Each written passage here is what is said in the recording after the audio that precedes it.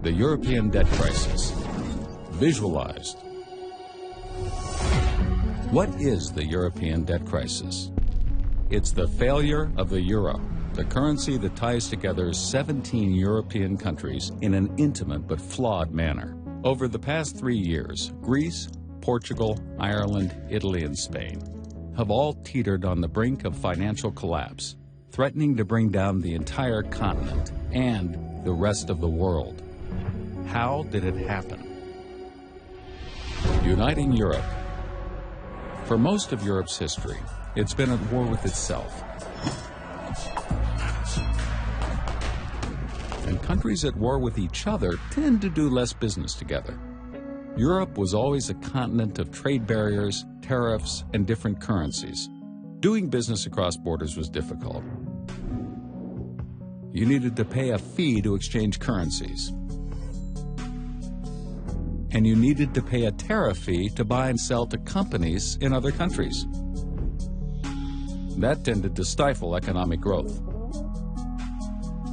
Then came World War II, which devastated Europe. Because the situation was so dire, the fastest way to rebuild Europe was to begin to remove these barriers. Steel and coal tariffs came down, so that a steel mill in one country could sell to a builder in another.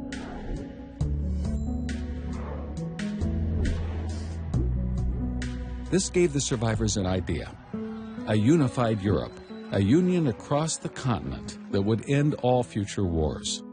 Countries began to band together toward this goal, bringing down trade barriers, lowering the cost of doing business.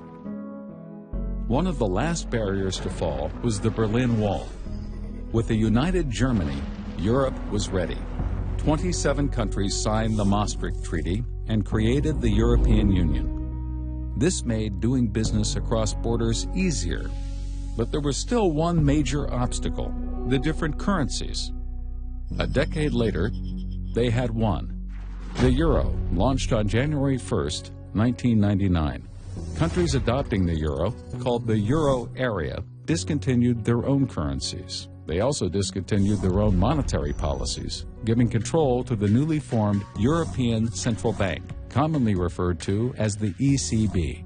The euro area now had one unified monetary policy, but it still had many different fiscal policies. A key reason for the current debt crisis.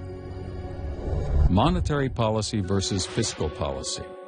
You see, it's important to understand the difference between monetary policy and fiscal policy. Monetary policy controls the money supply, literally how much money there is in the economy and what the interest rates are for borrowing money. Fiscal policy controls how much money a government collects in taxes and how much it spends. The government can only spend as much as it collects in taxes. Anything above that amount, it has to borrow. This is called deficit spending. Before the euro, countries like Greece not only had to pay high interest rates to borrow, but they could only borrow so much. Lenders weren't comfortable lending them too much money. But now that they were part of the euro area's new united monetary policy, the amount they could borrow skyrocketed. Smaller countries suddenly had access to credit like never before. Greece and other countries, which previously could only borrow at rates around 18%, could now borrow for the same low rate as Germany. How? Germany's credit card. You see, joining the euro area is a lot like sharing a credit card. Germany's credit card. Lenders now believe that if Greece was unable to repay its loans, Germany and the other big economies of Europe would step in and repay them because they were now bound by a common currency. With a new abundance of cheap credit, Greece and other European countries were able to adjust their fiscal policies and increase spending to previously impossible levels. Some countries embarked on huge deficit spending programs, primarily for politicians to get elected. They made promises such as more jobs and generous pensions, all of it paid for with the new money they could now borrow. The governments of Greece, Portugal, and Italy accumulated huge debts. However, they were able to repay these debts with more borrowed money. As long as the borrowing continued, so did the spending and the unbalanced fiscal policies. In Ireland and Spain, cheap credit fueled enormous housing bubbles, just as it did in the United States. Credit flowed, debt accumulated, and the economies of Europe became tightly intertwined. Companies began opening factories and offices across Europe. German banks lending to French companies, French banks lending to Spanish companies, and so on and so forth. This made doing business incredibly efficient, while at the same time tying together the collective fate of the euro area. Things continued this way as long as credit was available, and credit was available until 2008. Spurred by a collapse in the U.S. housing market, a credit crisis swept the globe, bringing borrowing to a halt everywhere. Suddenly, the Greek economy couldn't function. It couldn't borrow money to pay for all the new jobs and benefits it created. It couldn't borrow the new money it needed to pay its old debts. This was a problem for Greece, but because of the unified monetary policy, it was also a problem for all of Europe. Much of Europe had been on a spending spree and borrowed more money than it could ever repay. But the problem is somebody has to pick up the tab, or else every country in the euro area will suffer. Since the countries that ran up the bill couldn't repay, everyone looked to Germany. Austerity measures. As the biggest and strongest economy in Europe, Germany reluctantly agreed to help bail out the debtor countries. In other words, Germany agreed to repay the bill, but only if the debtor countries agreed to implement strict austerity measures to ensure that it would never happen again. Austerity measures meant sucking it up, cutting spending, borrowing less, and paying back more debt. This sounds like a simple solution, right? It's not. First of all, nobody wants austerity. Austerity means cutting government spending, and since the government is by far the biggest spender in any economy, when the government cuts spending, it cuts the earnings of many of its citizens. People lose jobs, they get angry, they riot in the streets, and austerity also doesn't automatically balance a country's budget. You see, the government collects taxes based on people's earnings. So when earnings are reduced, the government collects less in taxes. They still can't pay down their debts. The pain is so bad that it's almost politically impossible to accomplish. On top of that, there are huge cultural differences within the euro area. Extreme cultural differences.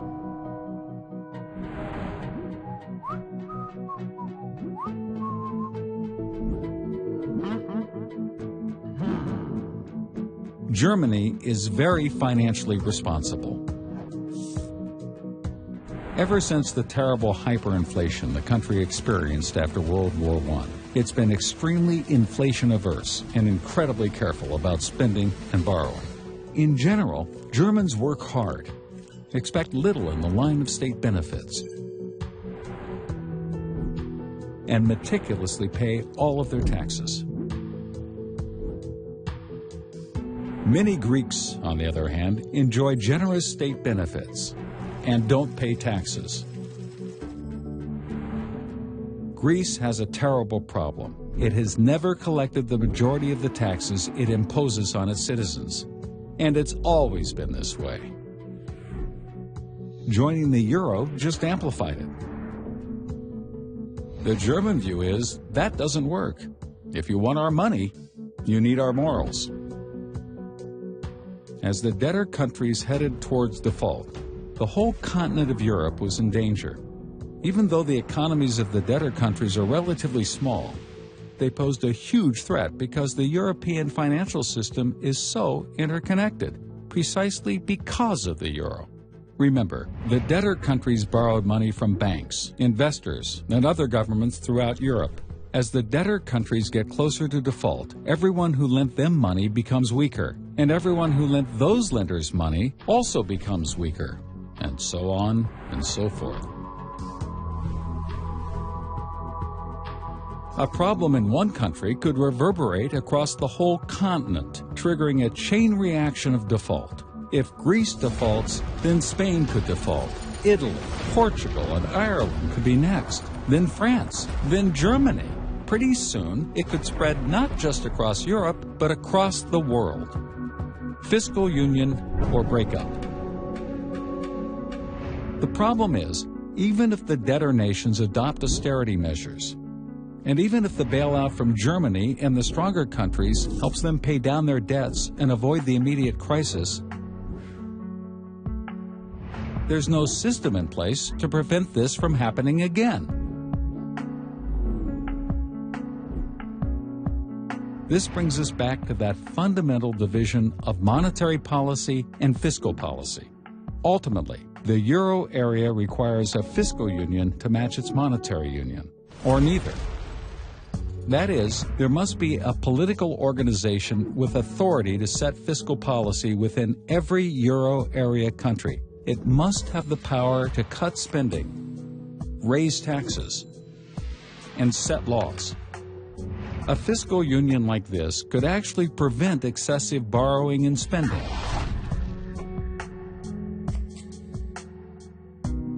However, this is an enormously complicated and unpopular notion. It means surrendering sovereignty to a higher power. In essence, a United States of Europe. Yet, without a centralized fiscal union, countries will continue to run deficits, accumulate debt, degrade the value of the euro, and threaten the stability of Europe. Can Europe take the necessary steps and create a fiscal union alongside the monetary union? Or will the monetary union break up and the euro disappear?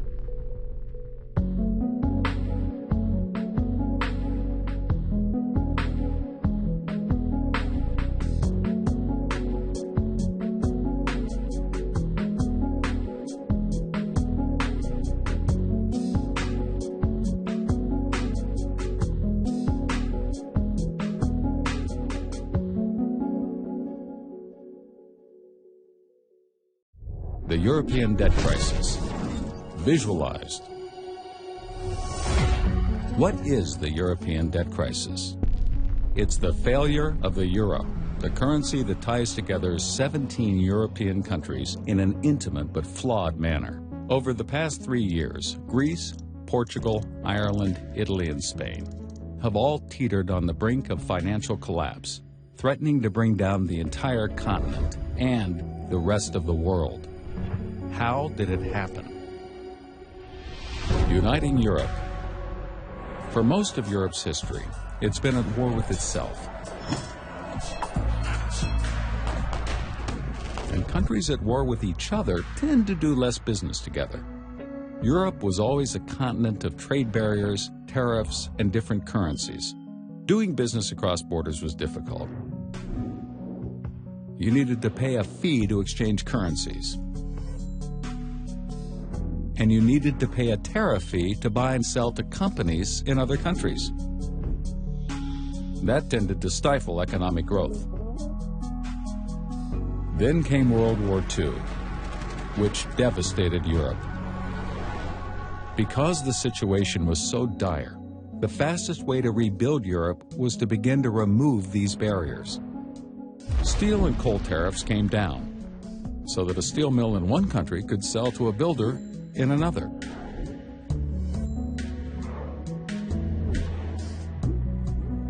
This gave the survivors an idea: a unified Europe, a union across the continent that would end all future wars.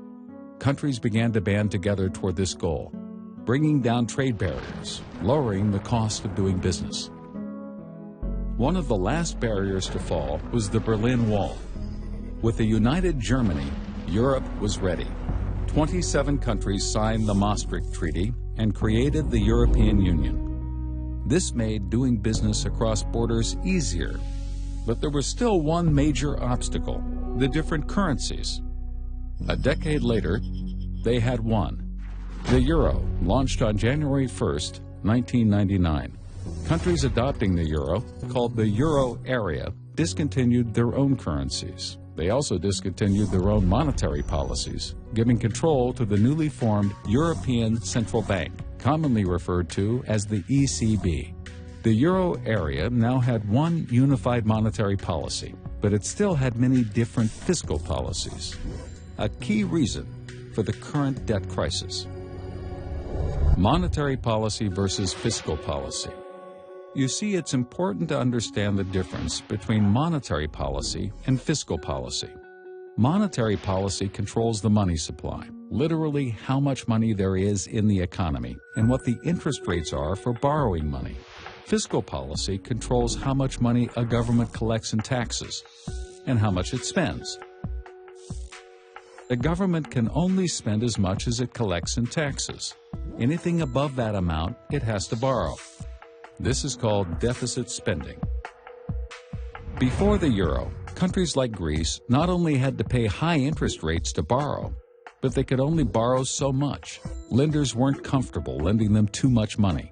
But now that they were part of the euro area's new united monetary policy, the amount they could borrow skyrocketed. Smaller countries suddenly had access to credit like never before.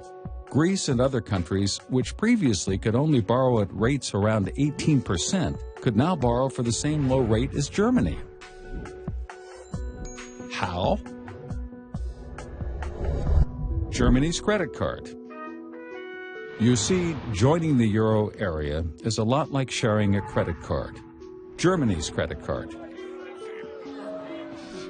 Lenders now believe that if Greece was unable to repay its loans, Germany and the other big economies of Europe would step in and repay them because they were now bound by a common currency. With a new abundance of cheap credit, Greece and other European countries were able to adjust their fiscal policies and increase spending to previously impossible levels. Some countries embarked on huge deficit spending programs, primarily for politicians to get elected. They made promises such as more jobs and generous pensions, all of it paid for with the new money they could now borrow. The governments of Greece, Portugal, and Italy accumulated huge debts. However, they were able to repay these debts with more borrowed money. As long as the borrowing continued, so did the spending and the unbalanced fiscal policies. In Ireland and Spain, cheap credit fueled enormous housing bubbles, just as it did in the United States. Credit flowed, debt accumulated, and the economies of Europe became tightly intertwined. Companies began opening factories and offices across Europe. German banks lending to French companies, French banks lending to Spanish companies, and so on and so forth. This made doing business incredibly efficient, while at the same time tying together the collective fate of the euro area. Things continued this way as long as credit was available, and credit was available until 2008. Spurred by a collapse in the U.S. housing market, a credit crisis swept the globe, bringing borrowing to a halt everywhere. Suddenly, the Greek economy couldn't function. It couldn't borrow money to pay for all the new jobs and benefits it created. It couldn't borrow the new money it needed to pay its old debts. This was a problem for Greece, but because of the unified monetary policy, it was also a problem for all of Europe. Much of Europe had been on a spending spree and borrowed more money than it could ever repay. But the problem is somebody has to pick up the tab, or else every country in the euro area will suffer. Since the countries that ran up the bill couldn't repay, everyone looked to Germany. Austerity measures. As the biggest and strongest economy in Europe, Germany reluctantly agreed to help bail out the debtor countries. In other words, Germany